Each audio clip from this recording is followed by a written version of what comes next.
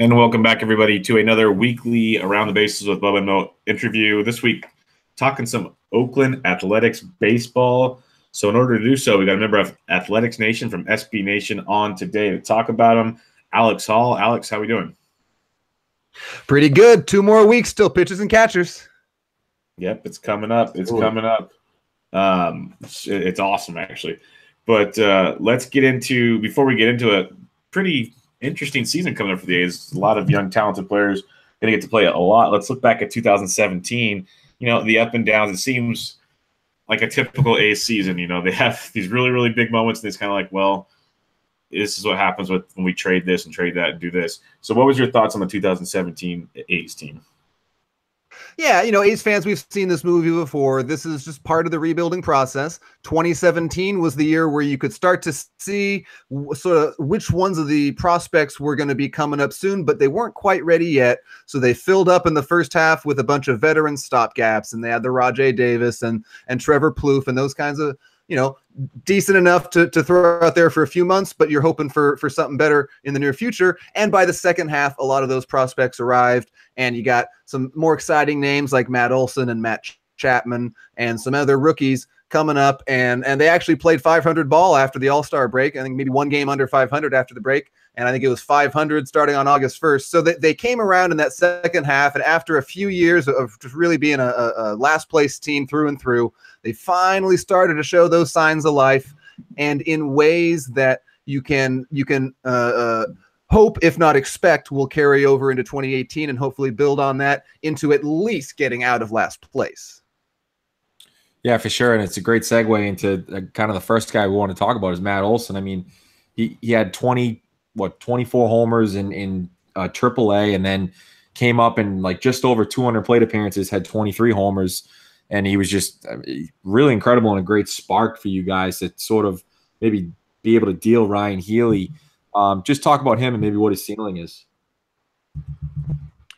Sure. Well, I mean, I think we just saw what his ceiling is, and it's hitting a home run every 8 or so times to the plate. I mean, of course, no one's going to keep doing that, most likely. But the point is, what we've seen is that he's got as much power as anybody, and he can go on a big streak. He changed up his swing a bit, changed up his batting stance, as we've seen from a lot of sluggers in the last couple of years, and it really worked. His stance actually looks a little bit funny now. He's kind of got the bat hanging out over the plate a little bit weird, but man, did it work. As we saw from that power surge in the second half. The things to expect out of Olson, we hope to keep seeing a whole bunch of power like this. He's probably never going to hit for a very high batting average. He does strike out like you would expect a slugger would. Nothing absurd, not like at a Joey Gallo level or a Chris Carter level or anything like that, but he strikes out like you would expect from a guy who swings hard and hits a lot of homers. So he's not going to be hitting for a high batting average. He does have some pretty good patience. He's going to draw his walks. He's going to make up for that with a decent on base percentage. The other side of the ball is that he plays some real good defense at first base, good enough where when it really comes down to it, he's played a little bit of corner outfield as well. He's got enough mobility at least to hang out there, even if he's not going to be great in the outfield. But over at first base, he can really play there well. Whether he's got any Gold Gloves in his future, we'll have to wait and see a little more of a sample for that, but he's not going to be a big masher who you kind of stick at first base and hold your breath and hope that it works out okay. He's also going to contribute on that side of the ball, and he's going to make some good plays, and he's going to make all of his infielders just that much better receiving their throws. For A's fans, he's been an interesting one to watch because they drafted him out of high school. Same time they drafted Addison Russell. So we've been watching him for a long time as he came up the system. And it's one of these situations where he was young for every level that he played at. He was always one of the youngest guys in the league. And the A's have a couple of serious pitchers parks in the upper minors in both AA Midland and AAA Nashville. And so his numbers coming up through the minors didn't always jump off the page at you with some of that context thrown in. He was hitting, 17 homers here and there at some minor league levels. And now it's all kind of come together. Now he's not 19 anymore. And boy, that first impression at the majors was, incredible. Yeah. Incredible is probably one of the many words we could use for what that was. It was outstanding. It's like Sean Manaea, good young arm. Expectations were really high after a 2016 season. 2017, he struggled. I heard there was something to do with some ADD medication that might have been part of the problem. But what's the, is this going to be something they're going to fix going into 18, or is this going to be more of an issue that, might not be the guy we thought he was going to be? Well, the whole A's rotation right now is going to kind of suffer from the same problem. And that's that they're all, rookies and sophomores. They're all these young guys who are still establishing themselves in the majors. And on top of that, pretty much all of them have had at least minor injury problems. Manaea had major injury issues before the A's acquired him. He's quelled most of those, but he's still gone down here and there with a quick DL stint a couple of times. And a bunch of these other names between Jarrell Cotton and Kendall Graveman's a little more experienced than these guys, but he as well has had some injury issues. Jarrell Cotton was dealing with some blisters last year, and Daniel Mengden has had a couple. He had a broken foot to start the year. So all these guys that you're hoping to see develop at the major league level, they're having trouble just getting on the field enough to do that and to gain that experience and start to figure out how to be a bit more consistent. And so I don't know that I'm necessarily worried about lowering expected ceilings on anybody, but this is the game with young pitching. Is it takes some patience and the ups and downs, and you kind of hope that at the end of the day, the ups will win, and they'll learn that figure out how to be consistently their best selves. As for Manaea, he's a big dude, and the taller you are, the tougher it is for that consistent mechanics and all the rest. He's still working on pitch selection, trying different stuff out. He had a lot of success with the changeup in his rookie year. So I think with Manaea and the rest of the starters, rather than get too worried about individual specific things to work on, just kind of taking that whole group and having a bit of patience and hoping that by the end of 2018 we'll have a real good idea of which couple of those guys can be part of that next good A's rotation, which ones maybe aren't going to work out or just going to be kind of the number 5, rotating into that spot, and which ones maybe move to the bullpen. Yeah, while they're figuring that out, I think in the minors, and he's in Double-A for half the season last season, High A for the other half, is AJ Puck, the number 1 prospect for the A's. I mean, I think everyone has him pretty much in the top 30 from Baseball America to Fangraphs and whatnot. Big guy, 6'7", sort of like Manaea a little bit. Had back issues in college, but it seemed to kind of figure it all out with high velocity and whatnot. Is a possibility we could see him this year if he kind of flies through Double-A and Triple-A? Yeah, and here's another reason why I'm not too worried about this current A's rotation and worrying too much about every single one of them panning out, because there is another wave coming up right behind them, and Puck is that sort of that crown jewel of that system. He's the biggest name out of all those guys, and the numbers he put up last season, both in High A and in Double-A, were kind of eye popping. Between a huge strikeout to walk ratio, he wasn't giving up hits or homers, especially giving up no home runs, and as for his future, what to expect from him in 2018, it does sound like it's at least within the realm of possibility that we could see him this year. Again, young pitchers, you never know. Things can happen. He can struggle for the first half and then spend the second half regaining that stuff. Things can happen.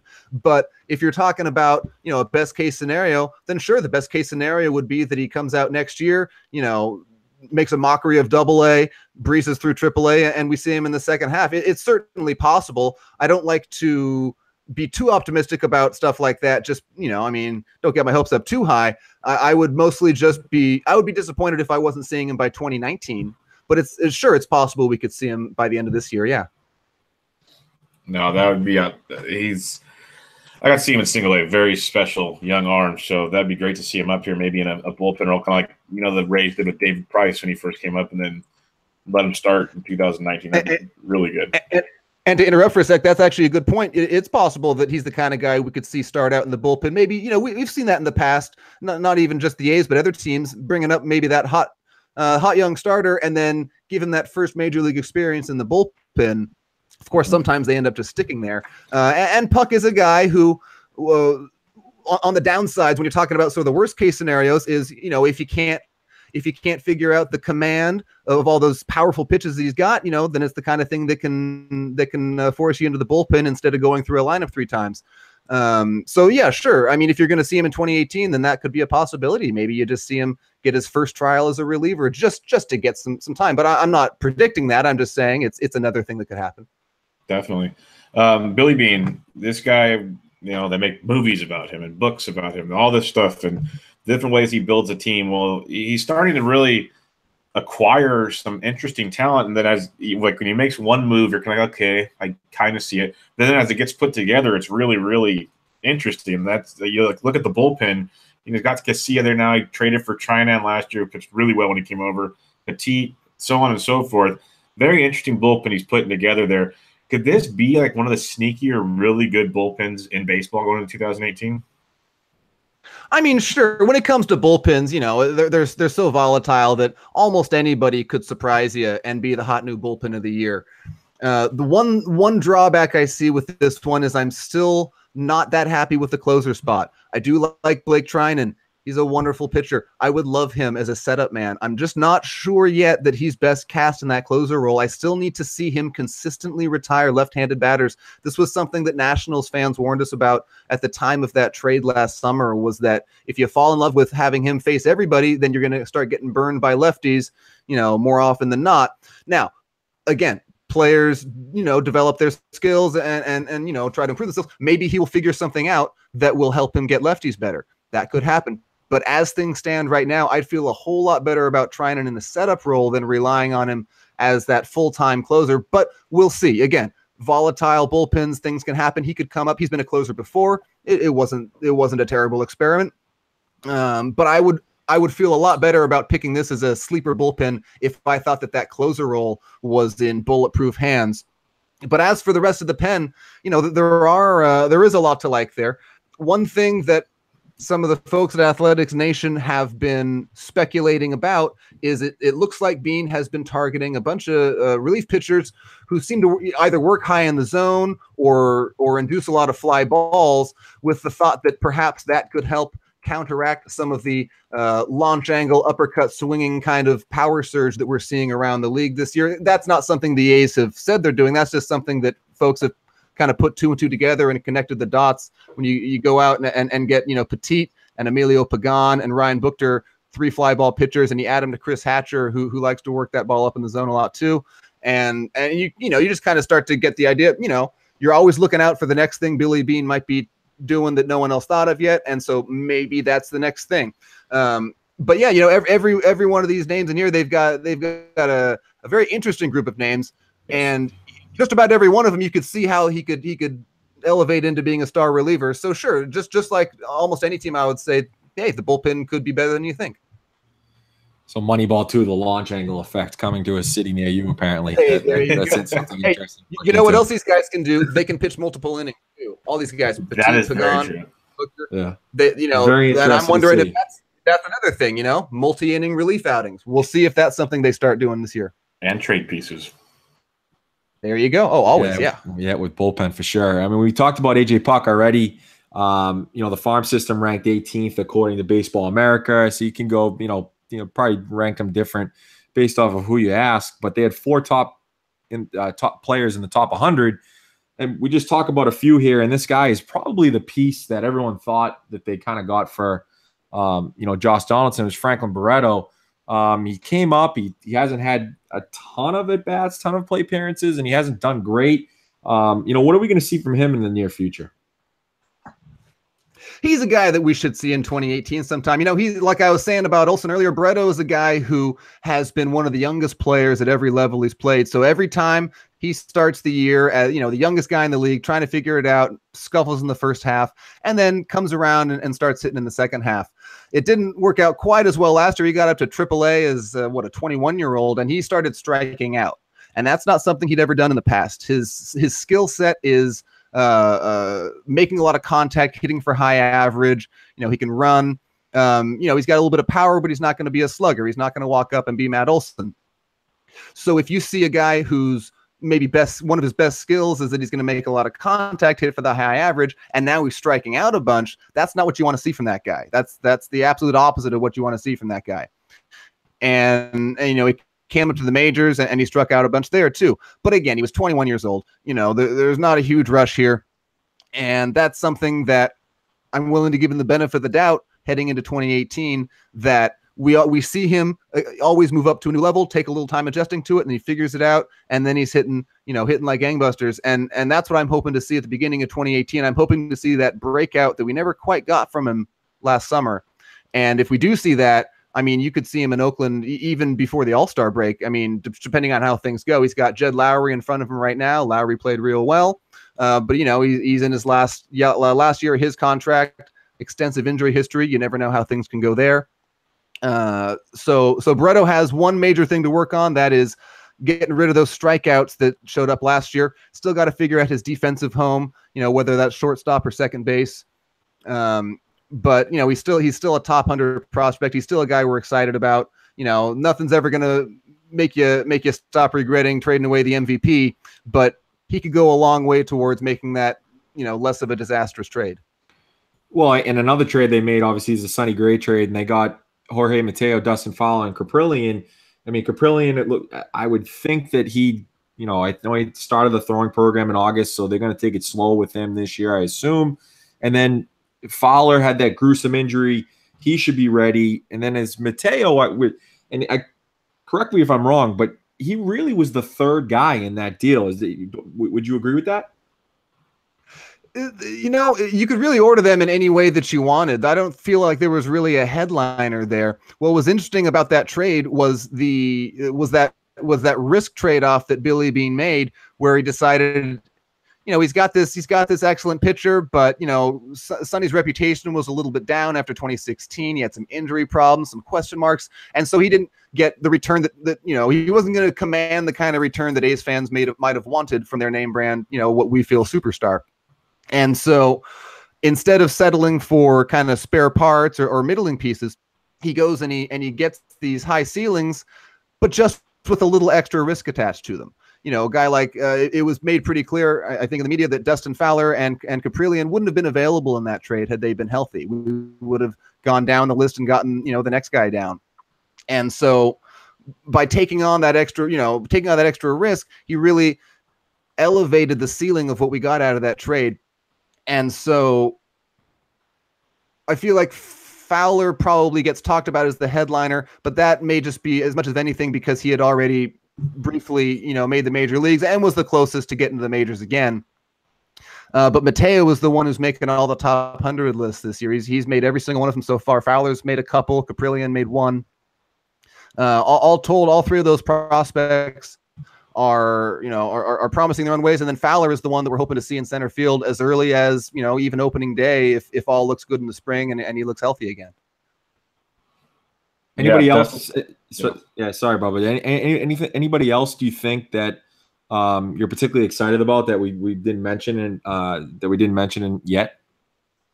Well, sure. You'd been talking before about the relievers being, potential trade bait down the road, and we saw just what that can do for you with Sean Doolittle and Ryan Madsen last year. They go out. What I love about that trade with the Nationals was they went out and they immediately get Blake Treinen back in that deal, and that almost like replaces one of the guys that they sent. Of course, Doolittle and Madsen are superior pitchers, but Treinen is excellent as well, and so that was you kind of trade off your two-star relievers, but you sneakily replace one of them and get prospects on top. And then Jesus Luzardo is the big name prospect-wise from that deal. He's making a bunch of these top 100 lists as well. And MLB Pipeline has had some very good things to say about him, both in terms of what is his changeup and his command, I believe, as well. Sheldon Noisy was the other player in that deal, and Athletics Nation fell in love with him immediately. That guy put up numbers that make you do a double take, because they look like typos for the last couple months of the season after he got acquired. And there was probably a lot of batted ball luck in there. But the point is, I mean, he hit like you wouldn't believe. And then he went right on in the Arizona Fall League and kept hitting even more. And he was in the Fall Stars game there and one of the big bats from that whole league. But the one name that you're not going to hear a lot about, but that Athletics Nation absolutely loves, is Sean Murphy. He's a catcher that they drafted in 2016 in the third round. And he, his defense is supposed to be something special. Just the little snippets we've seen out of the Arizona Fall League in particular look pretty good. His throwing arm is one of the best in the minors. And on top of that, just the rest of his defensive skills. It's not just all arm. He's also good at everything else too. And the question coming is, will he hit enough to be more than just, an excellent backup defender? And that remains to be seen. You know, we'll see him in the upper minors this year and get a better idea of what he can do. But, you know, Sean Murphy, prospect wise, is one guy that, you know, he just made the back of the Fangraphs list, but otherwise you're not going to see him on the top 100s, but we love him at Athletics Nation. Yeah, the prospect list that Billy Beane's put together basically has been pretty darn amazing. Like you said, a lot of it is through trades, and I remember seeing videos of Noisy in the AFL just hitting moonshots, absolute just monster shots. So there's a lot to like with obviously what's going on in the farm system. But let's talk about kind of the new philosophy. It was, you know, some people wrote some articles on it. I know Billy Beane mentioned it in some interviews later last year, kind of early off season. Kind of a new philosophy in town. Instead of, like you said at the beginning, the same movie we've seen over and over again is when a player gets old enough, like a Sonny Gray, it's time to trade him while we got value. Now it's, he says, like a Simeon and a Chris Davis and a couple guys like that. He wants to actually build around a core with all this young talent you guys just talked about coming up. How do you think this is actually going to form, or is this going to be, okay, it was fun while it lasted, let's get back to the old story we saw? Yeah, you know, that remains to be seen. But, you know, one thing we can say is this isn't something Billy Beane has ever said before. He's never come out and said, man, I am tired of all this rebuilding and this turnstile of all these players going through.